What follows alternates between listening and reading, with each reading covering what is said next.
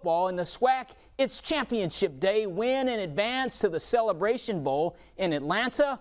Prairie View versus Jackson State. And the final score, Jackson State 27, Prairie View A&M 10. Your final. More details right here next hour. Here's Coach Prime Deion Sanders. Check this out. Coach Shedeur has a phenomenal season going on.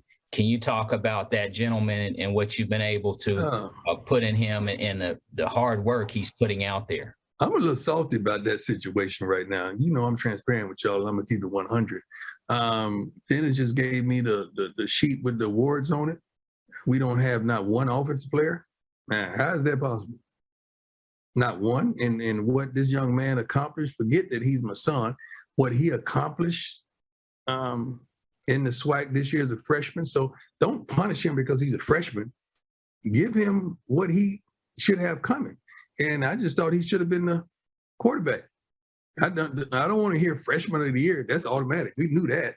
But he should have been, and I'm not dismissing Mr. Glass because I think that guy's a pro. And I hope he goes pro because that's just what I want for him. And I think he could do it.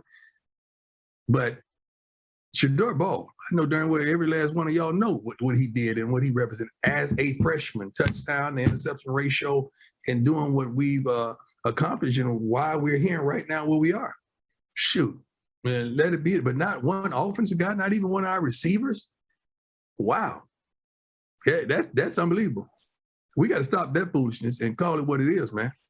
Not one offensive guy. On the first team. On the first team. I don't know the second team. Nobody care about no second team. Nobody even goes that far. Nobody even know who lost the Super Bowl last year. You know who won. Tom Brady won. You don't even know who lost.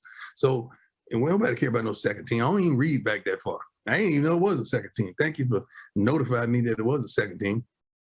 From the second place. Ain't nobody getting up for second place. Thank you, Coach. Good luck this weekend. I appreciate you, Mr. Hill. King of the Hill. He is a pioneer, a trailblazer, and a former Southeastern Conference student athlete and coach. Sylvester Croom is the first black football coach in SEC history.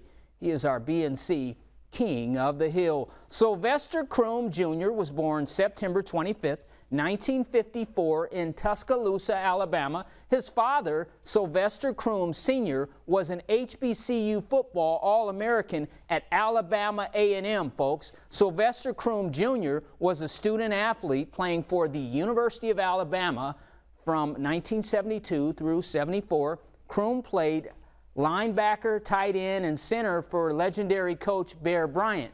Now, Sylvester Croom won 3 SEC championships and a national title with Alabama back in '73.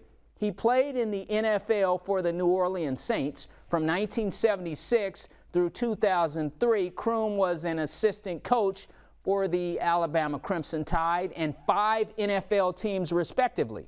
In 2003, Sylvester Croom becomes the first, and I mean first, black coach in the SEC with the Mississippi State University Bulldogs out of Starkville. Sylvester Croom, the coach, is our BNC King of the Hill, and certainly a historic day in football, and obviously the SEC championship, the Swac championship, Big 12, a lot of great football, and there's only 4 spots available for the playoffs going forward. Yeah, and it looks like now with Alabama beating Georgia 41-24, that's the result of the game. Number one, I feel like this is maybe the 9th or 10th time that Alabama has come in the SEC championship game to sweep Georgia off their feet. So they're 1-3. They could both make it into the playoff. How do you think that's going to shake out?